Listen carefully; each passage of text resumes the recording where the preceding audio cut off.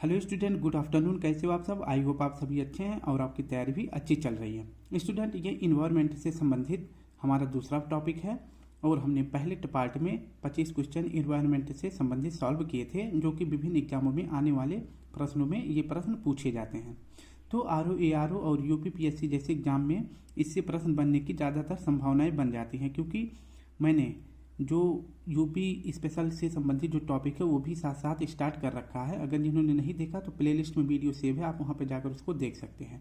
और ये आज इन्वायरमेंट से संबंधित सेकेंड पार्ट है, जो कि मैं इन्वायरमेंट का टॉपिक स्टार्ट करूँगा, बट उससे पहले जो है एग्ज़ाम काफ़ी करीब आ चुका है। फरवरी में एग्ज़ाम होना है RO का, तो उसके लिए मैंने क्वेश्चन आंसर से जो है पर्यावरण टॉपिक कंप्लीट करने का एक वो विचार बनाया है कि ताकि जो है मैं 10 से 12 दिन में ये पूरा इन्वायरमेंट टॉपिक कंप्लीट कर दूंगा क्वेश्चनों के माध्यम से। तो अभी तक हमने 25 प्रश्न जो है पहले पार्ट में किया था, और इसके बाद आज जो है कम से कम 70 प्रश्न आज करने वाले हैं। ठीक है, 70 नंबर तक हम प्रश्न करेंगे।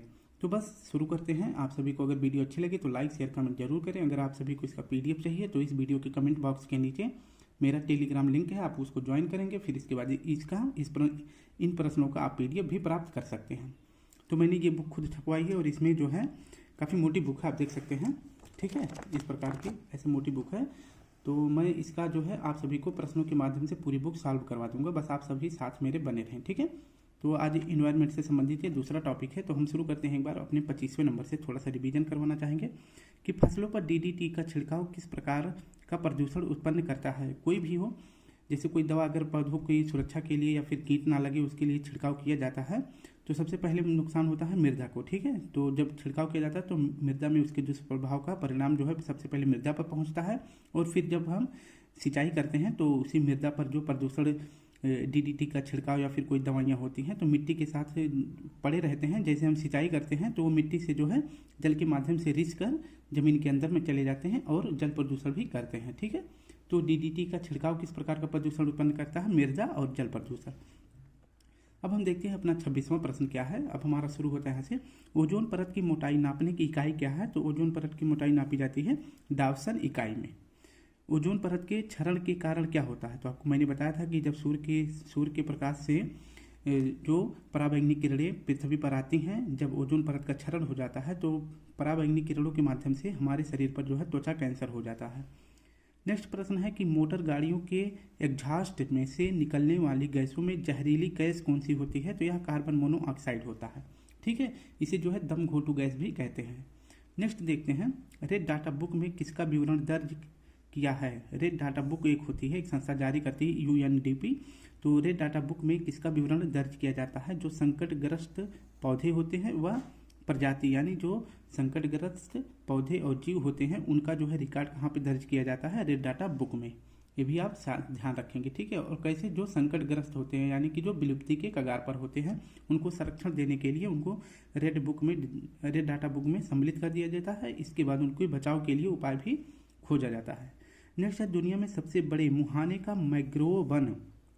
दुनिया में सबसे बड़े मुहाने का मैंग्रोव वन कहाँ पाया जाता है या कहाँ पर स्थित है? तो यह स्थित हमारे भारत में, जिसका नाम है सुंदरवन राष्ट्रीय उद्यान। यहाँ पर सबसे ज़्यादा मैंग्रोव वनों का एरिया पाया जाता है। ठीक है, नेक्स्ट प्रश्न है, विश्व शौचालय दिवस कब मनाया जाता है? ये बुक में काफ़ी मतलब जहाँ जहाँ गलती हुई है मैंने उसको ठीक कर दिया है, और बाकी के कुछ भी पॉइंट एक्स्ट्रा पॉइंट भी इसमें ऐड कर रखा है। तो बुक आपको काफ़ी अच्छी लगेगी। इसमें जो क्वेश्चन है, विश्व शौचालय दिवस कब मनाया जाता है? तो यह मनाया जाता है 19 नवंबर को। और 19 नवंबर को क्या मनाया जाता है? तो पुरुष डे भी मनाया जाता है। ठीक है, ये भी याद रखेंगे। पुरुष डे कब मनाया जाता है, यानी क्या कह सकते हैं कि पुरुष दिवस कब मनाया जाता है? तो यह मनाया जाता है 19 नवंबर को। तो 19 नवंबर को पुरुष दिवस और विश्व शौचालय दिवस दोनों मनाया जाता है। हमारा नेक्स्ट प्रश्न है, डोडो पक्षी का संबंध किस देश से है? तो डोडो पक्षी का संबंध हो जाता है मॉरिशस देश से। जब व्यापारी जो है व्यापार करने के लिए समुद्री मार्ग से मॉरिशस में आते थे तो वहाँ पर डोडो पक्षी पाया जाता था। तो उनके मतलब समुद्री मार्ग से आते उन्हें जैसे लंबा सफ़र तय करना पड़ता था, तो उन्हें भूख वगैरह लग जाती थी, तो वो डोडो पक्षी को शिकार के माध्यम से मतलब शिकार करते थे और फिर खा जाते थे। तो ऐसे लंबे समय तक प्रोसेस चलने के कारण जो है डोडो पक्षी जो है विलुप्ति के कगार पर पहुंच गया है। एक प्रकार से कह सकते हैं कि विलुप्त ही हो गया है, क्योंकि ये डोडो पक्षी किस पेड़ पर रहते थे, गूलर एक पेड़ होता है उस पर रहते थे, और जब डोडो पक्षी उसका फल खाते थे तो अपने मल के द्वारा जो है गूलर के पौधों का जो है इधर उधर उग जाता था, कि अगर वो कहीं पे अपने मल को त्यागते थे तो उससे जो है क्या होता था कि पौधे जम जाते थे। तो देखा गया कि जब यहाँ पे मॉरिशस सरकार ने देखा कि जो है ये मतलब जो आपका मतलब जो गूलर का पौधा था वो विलुप्त हो रहा है, तो उसका रीजन देखा गया तो डोडो पक्षी से संबंधित था, क्योंकि डोडो पक्षी विलुप्त हो गए तो पौधा जो है गूलर का पौधा भी जमना खत्म हो गया। तो डोडो पक्षी का संबंध किस देश से हो जाता है, मॉरिशस से। नेक्स्ट है जो जीव है लाल पांडा का संबंध किस देश से है। लाल पांडा का संबंध होता है चीन से, ठीक है। और ये बांस वगैरह खाते हैं। जो पांडा होता है लाल पांडा, ये बांस के जो नरम पौधे होते हैं, बांस एक प्रकार का घास होता है, उसी की जो नरम टहनियाँ होती हैं उसी को खाते हैं लाल पांडा। तो इसका संबंध हो जाएगा चीन से। उड़न छिपकली भारत में कहाँ पाई जाती है। उड़ने वाली छिपकली भारत में पाई जाती है पश्चिमी घाट में, ठीक है। नेक्स्ट प्रश्न है हमारा, उत्तर प्रदेश के किस जिले में गिद्ध संरक्षण प्रजनन केंद्र की स्थापना की गई है। तो यह उत्तर प्रदेश के महाराजगंज जिले में किया गया है, ठीक है। तो गिद्ध संरक्षण प्रजनन केंद्र कहाँ पर स्थापित की गई है, महाराजगंज जिले में, जो कि उत्तर प्रदेश का एक जिला है। ये आप याद रखेंगे, ठीक है। ये तो मैंने एक्स्ट्रा पॉइंट लिखा है, ये संविधान से संबंधित है, इसे छोड़ दें। नेक्स्ट हमारा है कि भारत में पाई जाने वाली जंगली गधा का अस्थायी निवास स्थल है। तो भारत में पाई जाने वाली जंगली गधा का अस्थायी निवास स्थल कहाँ पर है, तो यह कच्छ के रण में है, जो कि कच्छ का रण किसका भाग है, तो गुजरात का भाग है, ठीक है, जी फॉर गुजरात। तो भारत में पाई जाने वाली जंगली गधे का अस्थायी निवास स्थल कहाँ है, तो कच्छ के रण में है। नेक्स्ट हमारा है, भारत में ये क्वेश्चन थोड़ा गलत है, इसे छोड़ देते हैं।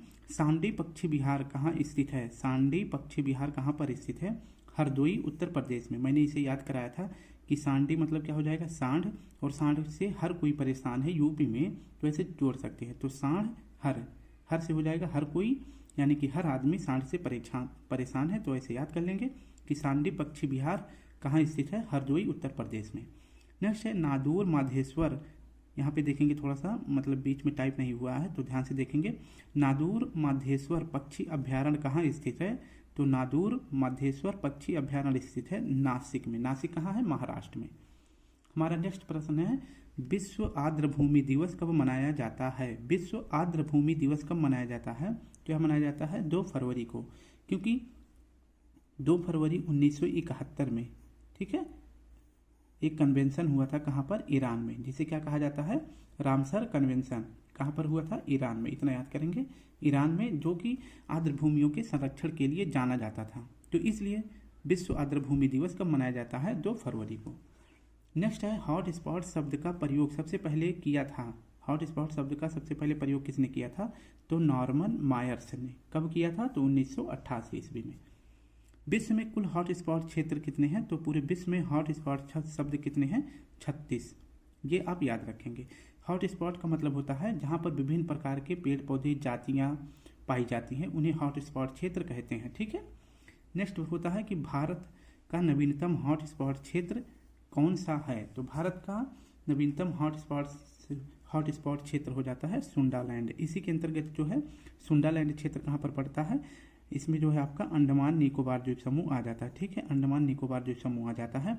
और आपको बता दें कि भारत में जो है 4 हॉट स्पॉट क्षेत्र पाए जाते हैं, ठीक है। अगर मैं मोटे तौर पर भारत का मैप बनाऊं, ठीक है, सिर्फ आप देखते रहें, मैं आपको बना के दे देता हूं। मान लीजिए ये आपका हो जाता है भारत का मैप, ठीक है, ये आपका हो गया भारत का मैप। अगर पूछा जाए तो हॉट स्पॉट क्षेत्र कहाँ कहाँ पर हैं, पहले आप देखिए कहाँ कहाँ पर हैं, फिर उसका मैं नाम बता दूंगा। एक तो आपका यहाँ पर हो जाता है, ठीक है, ये पूरा रीजन हिमालय वाला, ठीक है। और दूसरा आपका हो जाता है ये पूरा म्यांमार को लेके, ये संयुक्त परियोजना हो जाता है, म्यांमार को लेकर बनाया गया है, और भारत का जो पूर्वी राज्य है। इसके बाद 2 हो गया। फिर यहाँ पर देखेंगे आप जो पश्चिमी राज्य हैं, जो पश्चिमी क्षेत्र है भारत का, तीसरा यहाँ पे हो जाता है। और चौथा आपका ये सुंडालैंड, जो कि आपका अंडमान और निकोबार जो समूह हो जाते हैं। तो भारत में कितने हो गए, 4, ठीक है। तो भारत में कितने हॉट स्पॉट क्षेत्र हैं, 4, 1 2 3 4। अब इन चारों का आपको नाम बता दें। ये वाला क्षेत्र हो जाता है हिमालयी हॉट स्पॉट क्षेत्र। इसके बाद ये आपका हो गया पश्चिमी घाट के में जो हॉट स्पॉट क्षेत्र हैं, तो ये पश्चिमी घाट हो गया। और ये आपका हो जाता है इंडो बर्मा क्षेत्र। ठीक है, इंडो बर्मा यानी इंडो से हो जाएगा इंडिया और बर्मा से हो जाएगा म्यांमार, तो इंडो बर्मा क्षेत्र ये हो जाएगा। और इसके बाद ये आपका हो जाएगा सुंडालैंड, जिसमें निकोबार द्वीप समूह शामिल है। ठीक है, तो भारत में कितने हॉटस्पॉट क्षेत्र हैं? 4 हैं, जिसमें नवीनतम कौन सा है? तो नवीनतम आपका हो जाएगा सुंडालैंड। ये भी आप साथ में याद रखेंगे। ठीक है, नेक्स्ट देखते हैं, डाउन टू अर्थ किताब के लेखक कौन है? डाउन टू अर्थ किताब के लेखक है सुनीता नारायण जी। ये भी पॉइंट आप क्लियर करेंगे। ठीक है, हमारा नेक्स्ट है धरती की पुकार। धरती की पुकार के लेखक कौन है? तो यह सुंदरलाल बहुगुणा जी। पर्यावरण एवं वन मंत्रालय भारत सरकार द्वारा पर्यावरण के क्षेत्र में दिया जाने वाला पुरस्कार कौन सा है? पर्यावरण एवं वन मंत्रालय भारत सरकार द्वारा पर्यावरण के क्षेत्र में दिया जाने वाला पुरस्कार कौन सा है? तो यह है वृक्ष मित्र। नेक्स्ट है संरक्षण या विनाश पुस्तक के लेखक कौन है? संरक्षण या विनाश पुस्तक के लेखक कौन है? तो सही जवाब हो जाएगा आपका सरला बहन। नेक्स्ट है सुश्री मेधा पाटेकर का संबंध किससे है? सुश्री मेधा पाटेकर का संबंध किससे है? तो इनका संबंध हो जाएगा पर्यावरण संरक्षण के लिए ये जानी जाती हैं। भारत में पाया जाने वाला अकेला विशुद्ध प्रजाति का हिरण है, तो यह है आपका काला हिरण। विशुद्ध प्रजाति का हिरण कौन सा है? तो यह है काला हिरण। और इसका जो मतलब ये कहाँ पर इसको संरक्षण दिया गया है? तो यह ताल छापर अभ्यारण्य में इसको संरक्षण दिया गया है। ताल छापर अभ्यारण्य कहाँ पर स्थित है? तो यह चूरू पश्चिमी राजस्थान में स्थित है। नेक्स्ट प्रश्न है हमारा, बंगाल का आतंक कहा जाने वाली कौन सी वनस्पति है? बंगाल का आतंक कही जाने वाली कौन सी वनस्पति है? तो यह है जलकुंभी। ठीक है, याद रखेंगे, जिसे कहीं पर गांव में देखेंगे तो इसे पुपुही बोलते हैं। ठीक है, थामिन मृग परियोजना की शुरुआत की गई। थामिन मृग परियोजना की शुरुआत की गई है कहाँ पर? मणिपुर में। कब किया गया? तो 1977 ईस्वी में। सह्याद्री के नाम से जाना जाता है। सह्याद्री के नाम से जाना जाता है पश्चिमी घाट। नेक्स्ट है धूल प्रदूषण रोकने के लिए कौन सा वृक्ष जाना जाता है? तो यह नीम का वृक्ष जाना जाता है धूल प्रदूषण के लिए। नेक्स्ट है भारत का कौन सा स्थान मैंग्रोव वनों के लिए प्रसिद्ध है? मैंग्रोव वनों के लिए भारत का कौन सा स्थान प्रसिद्ध है? तो यह है सुंदरवन। ठीक है, और कहाँ पर है सुंदरवन? तो पश्चिम बंगाल में है। नेक्स्ट है समुद्री गाय के नाम से जाना जाता है। समुद्री गाय के नाम से जाना जाता है डुगोंग। ठीक है, और डुगोंग का संरक्षण जो है किस राज्य में किया जा रहा है? तो तमिलनाडु सरकार के द्वारा डुगोंग का संरक्षण किया जा रहा है। ये भी पॉइंट आप याद रखेंगे। नर्मदा बचाओ आंदोलन के जनक कौन है? नर्मदा बचाओ आंदोलन के जनक है मेधा पाटेकर। ठीक है, मेधा पाटेकर और बाबा आमटे। नर्मदा बचाओ आंदोलन के जनक मेधा पाटेकर और बाबा आमटे हैं। नेक्स्ट है अपिको आंदोलन के प्रणेता। अपिको आंदोलन के प्रणेता कौन है? तो ये है पांडुरंग हेगड़े। ठीक है, अपिको आंदोलन कहाँ पर चलाया गया था? तो ये चलाया गया था साउथ इंडिया में। ठीक है, मतलब दक्षिण भारत में कौन सा आंदोलन चलाया गया था? अपिको आंदोलन। और जबकि उत्तर भारत में कौन सा आंदोलन चलाया गया था? तो चिपको आंदोलन चलाया गया था। तो अपिको आंदोलन के प्रणेता कौन है? तो पांडुरंग हेगड़े जी हैं। भारत में पारिस्थितिकी तंत्र के जनक कौन है? तो भारत में पारिस्थितिकी तंत्र के जनक हैं प्रोफेसर रामदेव मिश्रा। ये पॉइंट आप याद रखेंगे। भारत में पारिस्थितिकी तंत्र के जनक कौन है? तो प्रोफेसर रामदेव मिश्रा हैं। हरित क्रांति के जनक के नाम से कौन जाना जाता है? तो ये जाने जाते हैं नॉर्मन अर्नेस्ट बोरलॉग। तो हरित क्रांति के जनक नॉर्मन अर्नेस्ट बोरलॉग जी हैं। श्वेत क्रांति के जनक कौन है? तो श्वेत क्रांति के जनक हैं वर्गीज कुरियन। नेक्स्ट है टाइगर मैन ऑफ इंडिया के नाम से कौन जाने जाते हैं? तो यह जाने जाते हैं कैलाश सांखल जी। डॉल्फिन मैन ऑफ इंडिया के नाम से कौन जाना जाता है? तो ये जाने जाते हैं dolphin man of India Ravindra Sinha. Bharat का बर्ड मैन किसे कहा जाता है? तो कहा जाता है सलीम अली को। और सलीम अली राष्ट्रीय उद्यान कहाँ पर है? तो सलीम अली राष्ट्रीय उद्यान है जम्मू कश्मीर में, J&K में। ठीक है, ये पॉइंट याद रखेंगे। नेक्स्ट है वृक्ष मित्र के नाम से किसे जाना जाता है? तो वृक्ष मित्र के नाम से जाने जाते हैं सुंदरलाल बहुगुणा जी। ये भी आप याद रखेंगे। नेक्स्ट हमारा है 64 क्वेश्चन, अंतर्राष्ट्रीय स्तर पर वन्य जीवों की सुरक्षा हेतु संस्था है। अंतर्राष्ट्रीय पर जो वन्य जीवों की सुरक्षा करती है उस संस्था का क्या नाम है? IUCN। ठीक है, IUCN है, जिसकी स्थापना कब हुई थी? तो IUCN की स्थापना हुई थी 5 अक्टूबर 1948 में, मतलब 5 अक्टूबर 1948 को IUCN की स्थापना हुई थी। और IUCN का मुख्यालय कहाँ पर है, तो इसका हेडक्वार्टर है ग्लैंड, स्विट्जरलैंड में।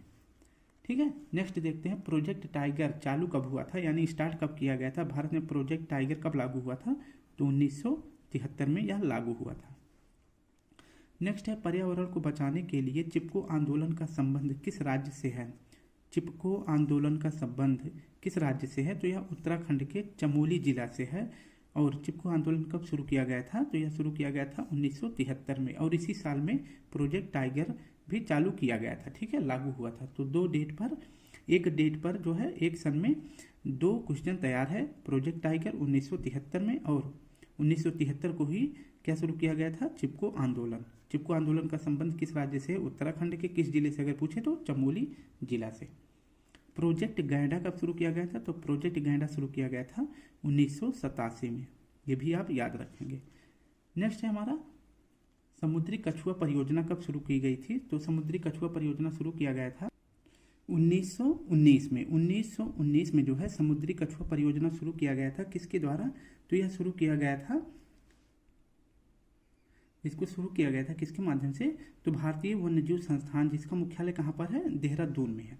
ठीक है, तो जो भारत का संस्थान है देहरादून में, भारतीय वन्यजीव संस्थान, इसमें जो भारत के पर्यावरण, वन तथा जलवायु परिवर्तन मंत्रालय के प्रयास से और UNDP, ठीक है, UNDP, और इसके बाद जो भारत का है क्या, भारतीय वन्यजीव संस्थान, ये भी आप साथ में याद रखेंगे। तो UNDP और भारतीय वन्यजीव संस्थान के द्वारा, मतलब ये दोनों मिलकर जो है समुद्री कछुआ परियोजना कब शुरू किए थे संरक्षण के लिए, तो 1999 में शुरू किया गया था भारत में। लेकिन अगर राज्य में पूछे कि भारत के राज्य में किस राज्य में समुद्री कछुआ परियोजना सबसे पहले शुरू की गई थी, तो यह शुरू किया गया था 1975 में, किस राज्य में, तो ओडिशा में। ठीक है, ओडिशा में सबसे पहले कछुआ संरक्षण केंद्र खोला गया था। और किस अभ्यारण्य में, तो भीतरकनिका अभ्यारण्य में समुद्री कछुआ परियोजना शुरू किया गया था। तो अगर राज्य में पूछे तो 1975 बताएंगे, समुद्री कछुआ परियोजना 1975 में शुरू किया गया था। अगर पूछे कि भारत में कब शुरू किया गया था, तो 1999 ईस्वी में। ठीक है, किसके प्रयास से, तो UNDP और भारतीय वन्यजीव संरक्षण संस्थान है देहरादून में, उसके द्वारा। नेक्स्ट हमारा प्रश्न है 69, सर्वाधिक जैव विविधता पाई जाती है, सर्वाधिक जैव विविधता किस क्षेत्र में पाई जाती है, तो उष्णकटिबंधीय सदाबहार वर्षा वन बायोम में पाई जाती है। जहाँ पर आए उष्णकटिबंधीय सदाबहार वर्षा वन, वहाँ पर सबसे ज़्यादा जैव विविधता पाई जाती है। मैंने बताया था जैव विविधता का मतलब होता है जहाँ पर विभिन्न प्रकार के जीव जंतु और प्राणी पाए जाते हैं। जैसे आपका हो जाता है, मैं आपको बता देता हूँ, मान लीजिए ये आपका ग्लोब हो जाता है। ठीक है, ग्लोब को जो है कितने कटिबंधों में बांटा गया है, तो 3 कटिबंध में ग्लोब को बांटा जाता है। ठीक है, तो सबसे पहले एक बीच का ले लेते हैं। ठीक है, तो बीच का ले लेंगे, इसके बाद एक ऊपर से जो 23.5 अंश ऊपर और 23.5 अंश नीचे, तो ये आपका ये एक क्या हो जाता है, कटिबंध, एक कटिबंध हो जाएगा। इसके बाद लेंगे ग्लोब पर, जब मैं आपको पढ़ाऊंगा अच्छे से बताऊंगा। फिर इसके बाद जो 66.5 अंश ऊपर और 66.5 अंश नीचे, ये दोनों क्षेत्र जो है एक हो जाते हैं। ठीक है, ये दोनों क्षेत्र एक कटिबंध कहलाते हैं, एक बीच वाला, फिर एक ऊपर और एक नीचे, ये ऊपर और नीचे वाला मिला के 2 हो जाता है। ठीक है, तो एक बीच का और एक ऊपर और नीचे का भी एक, हाँ, और ये लास्ट में ये ऊपर वाला जो पोल के पास होता है, तो 3 कटिबंध हो गया। तो ये हो जाते हैं 3 कटिबंध। आपको अगर क्लियर नहीं हो रहा होगा तो मुझे पता क्लियर नहीं होगा, लेकिन मैं आपको एक बार फिर से बता दूं, ये आपका एक कटिबंध हो जाता है। ठीक है, जिसे क्या कहते हैं, उष्ण कटिबंधीय क्षेत्र, ये हो गया। और आपका ये बीच वाला, ये दोनों मिला के हो जाएगा आपका शीतोष्ण कटिबंध। ठीक है, ये आपका शीतोष्ण कटिबंध हो जाएगा। और जो ये आपका बिल्कुल ऊपर पॉइंट होता है, ये आपका हो जाएगा आपका शीत कटिबंध। ठीक है, तो ये 3 हो गया। आप यहाँ पे देखेंगे आपको पता चल जाएगा। ठीक है, तो ये 3 कटिबंध हो जाते हैं। तो सबसे ज़्यादा वर्षा किस क्षेत्र में होता है, जहाँ पर सबसे ज़्यादा वर्षा होगी वहीं पर सबसे ज़्यादा जैव विविधता भी पाया जाता है। तो आपको पता है कि जो भूमध्य रेखा पर स्थित क्षेत्र होते हैं, मतलब कि भूमध्य रेखा से 23.5 अंश ऊपर यानी कि कर्क रेखा की तरफ, और भूमध्य रेखा से नीचे यानी 23.5 अंश मकर रेखा के बीच के क्षेत्र जो है किसके नाम से जाने जाते हैं, उष्णकटिबंधीय सदाबहार वर्षा वन बायोम के नाम से जाने जाते हैं। तो यहाँ पे जहाँ पे सबसे ज़्यादा वर्षा होगी वहीं पर सबसे ज़्यादा क्या पाया जाएगा, जैव विविधता, यानी कि विभिन्न प्रकार की वनस्पतियाँ और विभिन्न प्रकार के जीव जंतु यहाँ पर सबसे ज़्यादा उत्पन्न हो जाते हैं। ठीक है, तो सर्वाधिक जैव विविधता कहाँ पर पाई जाएगी? उष्ण कटिबंधीय सदाबहार वर्षा वन क्षेत्र में पाया जाता है। आज का आखिरी प्रश्न देखते हैं। संकटग्रस्त जंतु दैत्याकार पांडा पाया जाता है। जो संकटग्रस्त जंतु है यानी कि विलुप्ति के कगार पर है, जिसका क्या नाम है? पांडा।